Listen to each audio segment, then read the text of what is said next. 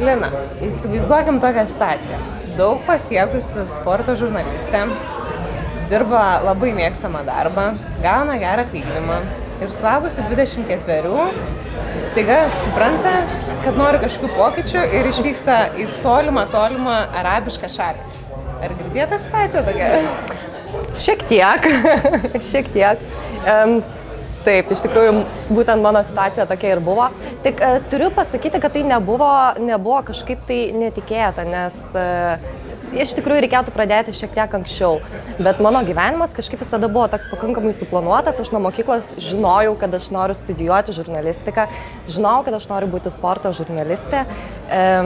Ir aš visą tai kaip ir pasiekiau ir tai reikėjo dirbti ir tobulėti ir gerėti toje profesinėje srityje, bet kažkaip tiesiog vienu metu pradėjau jausti, kad kažko man tiesiog trūksta ir kad manęs tas nebedžiugina ir tai iš tikrųjų truko kokius porą metų ir aš galvojau, kad ką čia dabar daryti, ką čia reikėtų keisti, aš bandžiau Lietuvoje savanoriauti, bet tiesiog to neužteko ir iki tos Jordanijos tai mane atvedė visiškai netikėtumai, nes aš visai netyčia sutikau savo draugę, kuri buvo savanoriavusi Rumunijoje ir jinai man papasakojo apie šitą programą, Europos savanorių tarnybą ir jinai man papasakojo apie organizaciją, tokia yra Vilniuje organizacija Socialinis veiksmas, kurie būtent yra ta siunčianti organizacija ir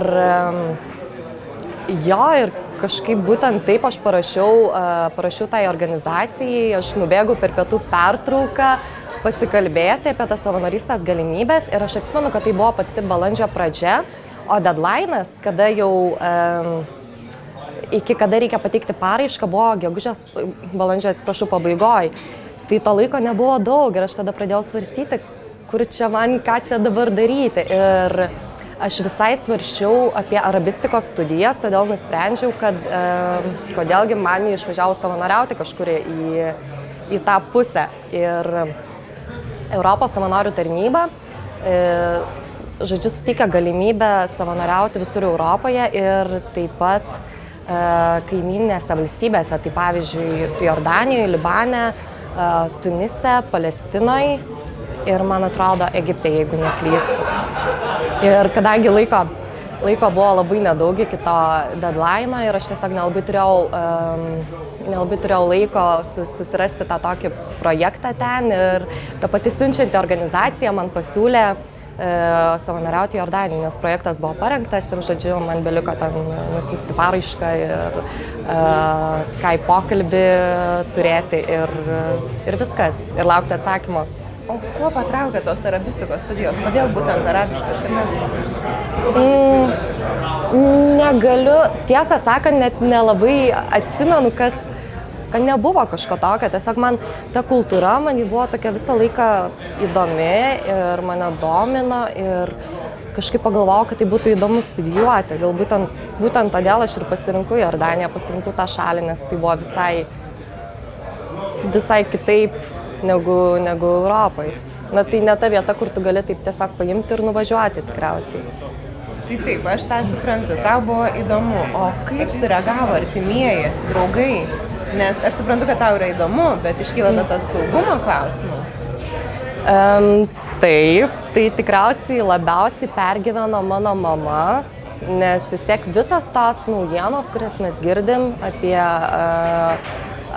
tą artimuosius rytus, tai yra neigiamos, tai arba kažkokia tai teroristinė ataka, arba dar kažkas panašaus. Tai žinoma, kad mano mama labai pergyveno, mano draugai tai kažkaip labai ramiai iš tikrųjų. Ir aš esu toks žmogus, kad jeigu aš kažką sugalvoju daryti, tai aš nežinau, ar tai teigiama savybė ar ne, bet aš nelabai kreipiu dėmesio, ką kiti sako. Tai aš tiesiog pasakiau ir viskas, kad aš su nieko nesitariau. Aš tiesiog sakau, kad aš išvažiuoju ir viskas. Tai vienintelis žmogus, su kuriuo turėsi buvai pati. Taip, būtent. O su kokiais lūkesčiais važiavai tenais ir ką ten pamatei jau nuvažiavusi? Aš lūkesčių neturėjau kažkokių, nes aš nelabai žinau, ko tikėtis. Mes Lietuvoje turim labai daug stereotipų tas šalis, artimųjų rytų šalis, bet aš esu toks pakankamai atviras žmogus ir kol aš pati su tuo nesusiduriu, tol aš stengiuosi nesusidaryti kažkokios nuomonės. Tai aš jos, meluoju iš tikrųjų. Aš kalbėjau prieš išvažiuodama, buvau susitikusi su tokia lietuvė, kuri taip pat savanoriavo toj pačioj organizacijoje, grynai prieš mane ir mes susitikom ir aš turėjau jai begalę klausimų nuo kaip ten žmonės rengėsi iki vos ne kiek ten laiko galima būti gatvėje ar panašiai. Ir kai mes kalbėjom apie aprangą ir jinai man pasakė, na taip, gatvėje reikėtų šiek tiek konservatyviau, bet į vakarėlius, į klubus tai gali eiti kaip nori. Ir mano reakcija tuo metu buvo tokia, kur ten yra klubų. Ir iš tikrųjų čia buvo vienas iš tų stereotipų, kurį ir aš pati buvau pasigavusi, kad ten, žodžiu, visi yra labai konservatyvūs ir ten nėra jokių linksmybių, nieko, bet iš tikrųjų ten irgi žmonės linksminasi. Kodėl tu manai, kad Jordanija yra kontrastų šalis? Jordanija yra kontrastų šalis, todėl kad ten gali pamatyti praktiškai visko. Nuo visiškai labai religingų musulmonų iki visiškai netikinčių ateistų. Tai gali pamatyti moterį vilkinčią burką, dengiančią visą kūną ir tą pačią gatvę einantį kokį hipsterį arba hipsterę, kuri turi auskarų, tatuiruočių ir kokią įdomią šukuoseną. Tai iš tikrųjų tie skirtumai jie labai žavi. Tu vienoj miesto centre vieną kartą gali pamatyti besiganančias avis ir šalia pravažiuojantį kokį nors Ferrari. Pavyzdžiui, mes eidavom prekintis, apsipirkinėti turgų, kur viskas yra pakankamai labai pigu palyginti ir ten pirkdavom tikriausiai irgi viską nuo daržovių iki drabužių, bet nuėjęs į prekybos centrą, tu atrasi visus garsiausius brandus ir labai stilingus žmonės, tai jo, tokie tie skirtumai tikriausiai. O kaip atrodo tas Jordanijos turgus? Gal gali nupiešti tą tokį paveikslą? Tai yra tikriausiai, čia toks ne tik Jordanijos, bet apskritai arabiškos turgus, tai yra vienas didelis chaosas. Aš atsimenu pirmą kartą, kai aš patekau į tą turgų, tai aš tiesiog mes nuėjome su tokia savanorė iš Slovenijos ir jau gyveno tuo metu Jordanijoje porą mėnesių. Ir ji ten apsipirkinėjo, o aš stoviu ir nežinau, ką daryti, nes tiesiog visi rėkia vienas per kitą ir žmonių begalė ir tik kažkokia skuba, viskas. Ir angliškai mažai kas ten šneka, tai norint apsipirkti irgi reikėtų turėti kažkokius tai arabų pagrindus, bent jau skaičius mokėti ir panašiai. Tai jo, toks labai didelis chaosas, bet ten galima, šiaip man labai patiko, nes ten galima irgi atrasti labai daug ko. Pačių įvairiausių vaisių, daržovių, tokių, kokių Lietuvoje mes neturim. Ir taip pat prieskonių labai daug. Tai man šiaip labai patikdavo. Mano draugai vietiniai labai juokdavosi, kad sakydavo, kad aš tiesiog einu laiką leisti turgui. Nes man iš tikrųjų, man patikdavo. Aš nueidavau ir aš jau turėdavau savo kelias vietas, kur aš visada užsukdavau. Tai buvo tokie broliai iš Sirijos. Tai aš visada pas juos pirkdavau pieną, saldainius, kavą ir taip toliau. Paskui buvo dar tokia palestiniečių parduotuvėlė. Tai tenai visada eidavau aliejaus, prieskonių ir panašiai. Ir daržovės irgi. Žodžiu, aš jau tenai turėjau savo vietas ir mane tenai irgi jau žinodavo. Tai jau iš tolo su manim ten sveikindavosi. Mes bandėm bendrauti kažkada su tais sirais, bet nelabai pavyko. Ta prasme, tas pokalbis labai užsitęsė, nes jie bandė man angliškai kažką sakyti, aš jiem bandžiau arabiškai kažką sakyti, tai toks buvo labai miksas dviejų kalbų, tai esmę maždaug supratom.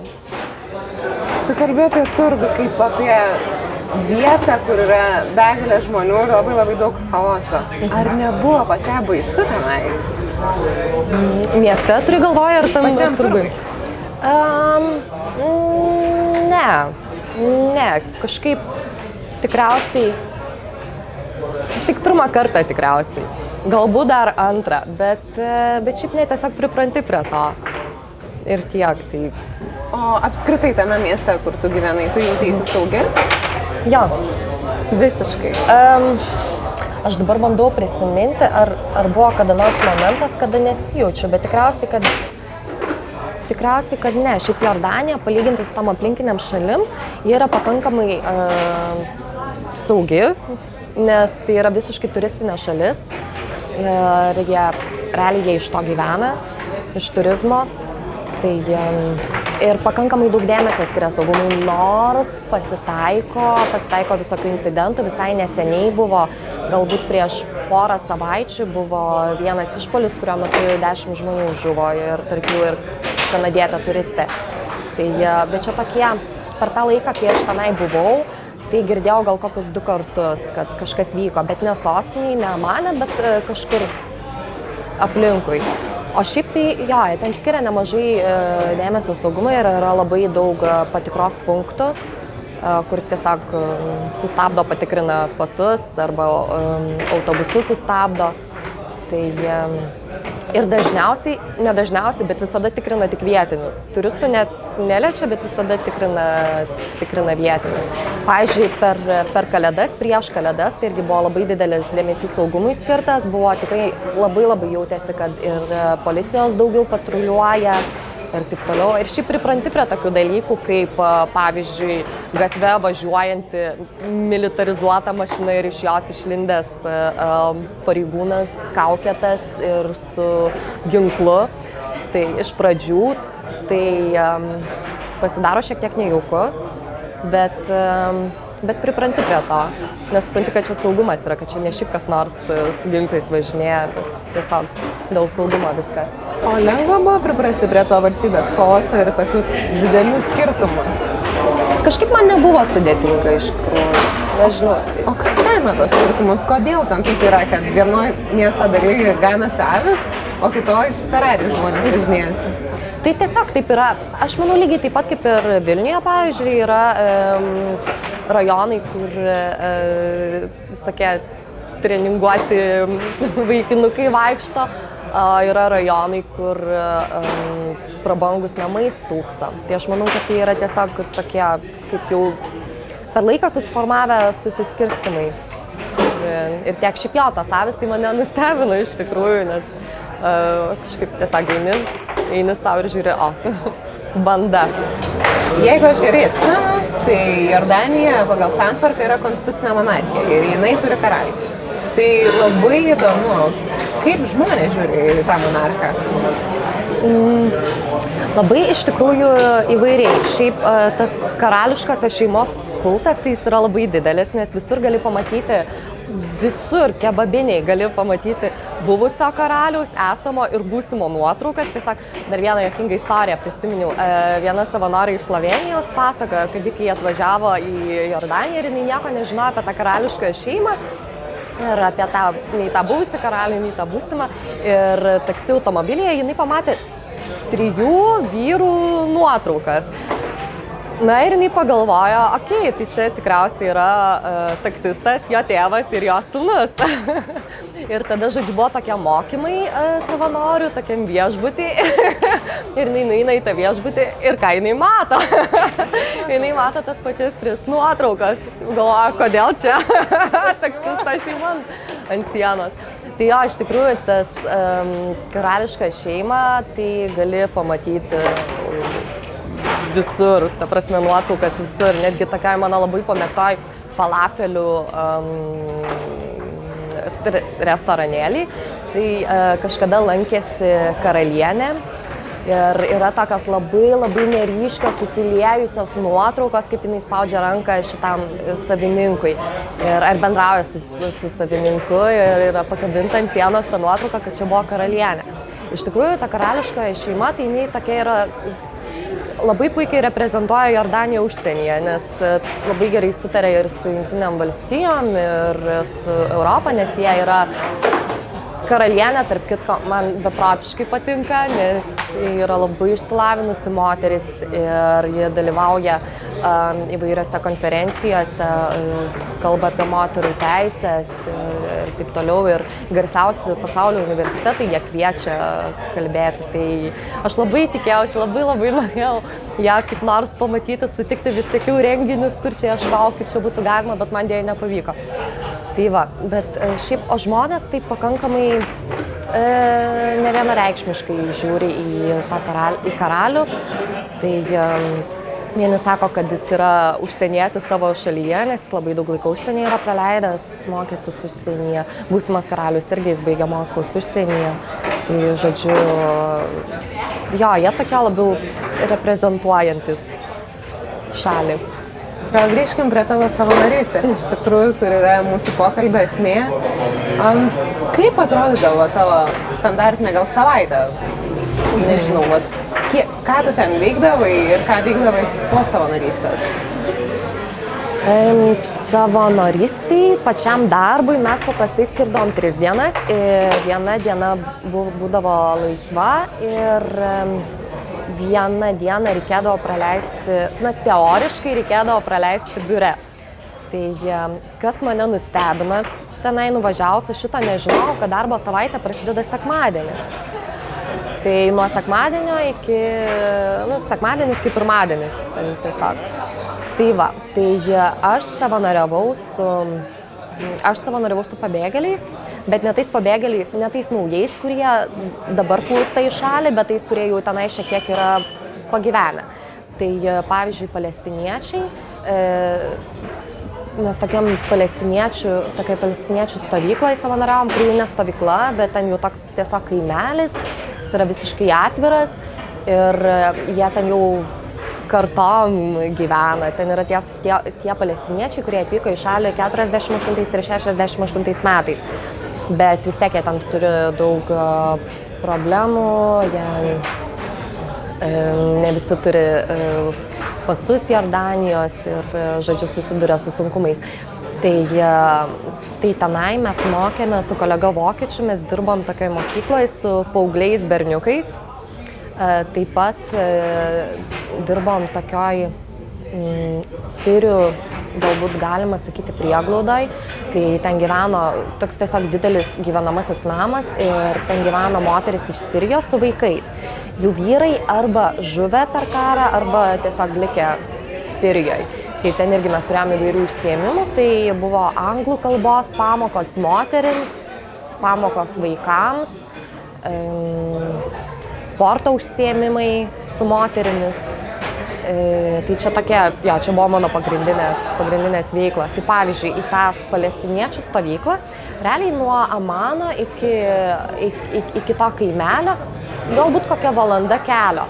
Mes ten turėdavom būti 10, bet išvažiuodavom apie 7:30 po 7.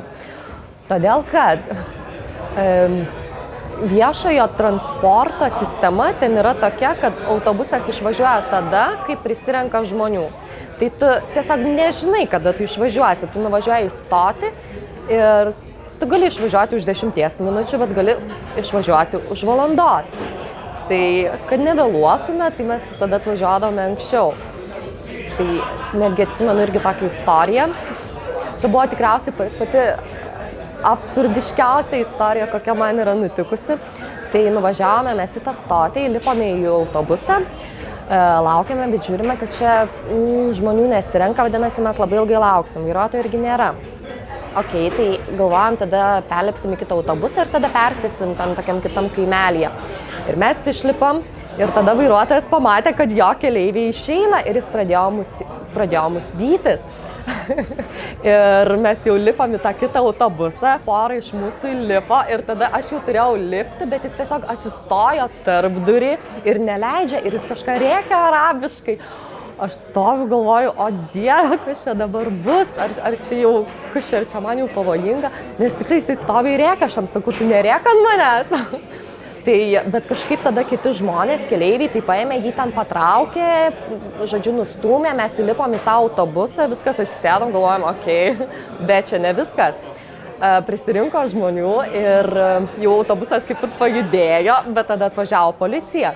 Pasirodo, kad tas kitas vairuotojas apskundė tą vairuotoją, kad jis niekšas pavogė jo keleivius.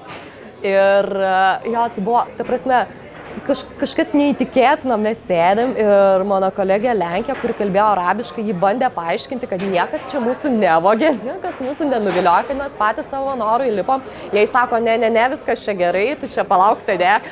Ir mes sėdim, žmonių prisirinko labai daug iš tikrųjų, tai visą tai truko gal kokias 20 minučių, kol jie ten išsiaiškino tarpusavyje, kad jo, viskas čia yra ok ir čia mes jau galėjom pagaliau išvažiuoti.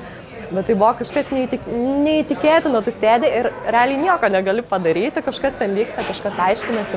Tai grįžtam prie temos, prie tos darbo dienos.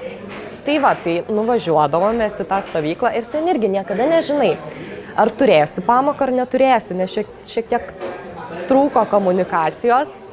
Tai kartais tie vaikai ateidavo,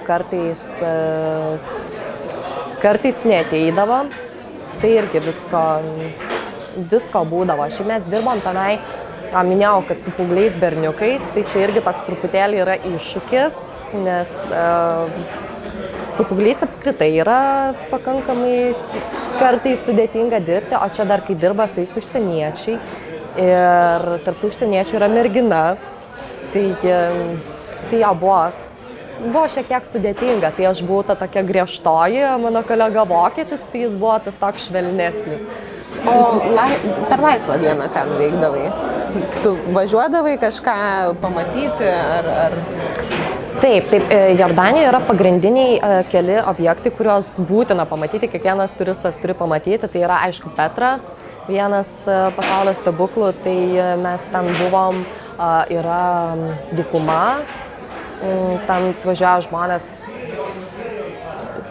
per naktį pabūti dykumoj, negyvoji jūra, raudonoji jūra, dar yra toks miestelis Džeraš, tai ten yra tokie senoviniai griuvėsiai, tai dar yra Madaba, ten yra senovinis žemėlapis garsus, tai visus tuos objektus mes aplankėm per laisvą laiką. Bet čia tokie turistiniai dalykai, o šiaip yra labai daug renginių, nes yra labai didelė užsieniečių bendruomenė Amane. Tai prasme, beprotiškai didelė, ten yra žmonių iš visur, tikriausiai iš Amerikos, iš Australijos, iš Anglijos, Vokietijos, iš labai daug kur. Ir yra visokių tokių tarptautinių renginių, filmų, festivalių ir panašiai, tai kuriuos mes eidavom. Ir šiaip yra labai populiarūs visokie house parčiai. Kaip Amerikoje? Taip. Nes tikriausiai viena iš priežasčių irgi yra ta, kad alkoholis ten yra beprotiškai brangus. Ta prasme, tikrai bare už bokalą alaus tu gali sumokėti 8 eurus.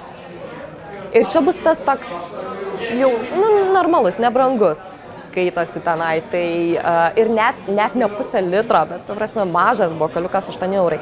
Tai dėl to žmonės labiau renkasi kažkur tai susirinkti, tiesiog pas kažką namie ir ten pasibūti. Ką tau davė ta savanorystė pačiai kaip asmenybei? Ar tai pakeitė tave kažkaip? Taip, visų pirma, man tai suteikė žinių apie tą kraštą, apie kultūrą, apie islamo religiją, apie žmonės ir dabar ypač, kai yra labai daug kalbama apie tai, tai aš galiu į tai pažiūrėti šiek tiek iš kitos pusės, nes aš esu susidūrusi.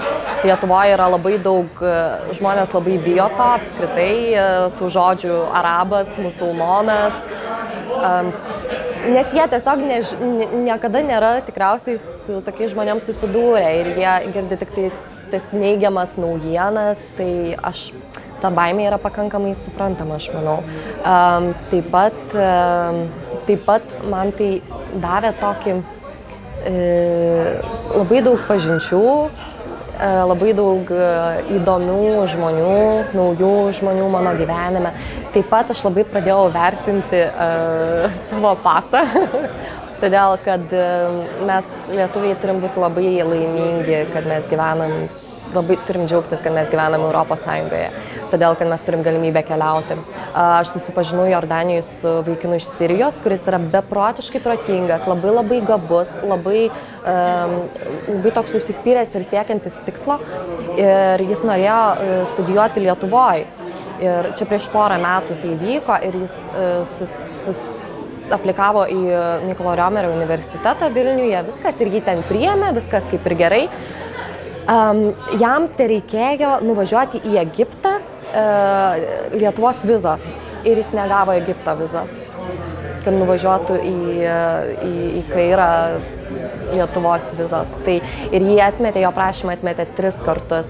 Ir man buvo beprotiškai gaila, nes toks žmogus tai būtų tikrai labai praturtinęs, aš manau, ir universiteto studentų požiūrį ir žinias ir gyvenimą. Tai man tai davė labai daug. Tu netgi susiradai draugų tenai? Žinoma, tiek laiko taip. Nežinau, ta draugystė, jinai tęsiasi iki šiol? Taip, aš tarp kitko buvau, tas mano draugas yra, jis šiuo metu yra Romoje, jis studijuoja. Tai ir aš buvau nuvažiavusi lapkričio mėnesį į Jordaniją aplankyti draugų, tai jo niekas. Jo, tie ryšiai liko. Tik tais mane kas labai nuvylė, iš tikrųjų, nuvažiavau aš lapkričio mėnesį, nuėjau į turgų, galvoju, kur tie mano pardavėjai, aš grįžau, džiaukitės ir nuėjau ir niekas manęs nepažino ir man taip, taip širdį suspaudė, dėl to galvoju, nu va, kiek čia beveik metus mes bendravom ir porą mėnesių praėjo ir viskas. Ką padarysi? Svarbu, kad tau tie pardavėjai kažką reiškia, bet gaila, kad taip, bet turėjai draugų užtat, kurie tavęs laukia. Nu čia tokia, taip, jo, būtent. Tai svarbiausia. O jeigu tu galėtum išrinkti 3 pačius svarbiausius patarimus Kvepia kelionėms skaitytojams, ką tu patartum?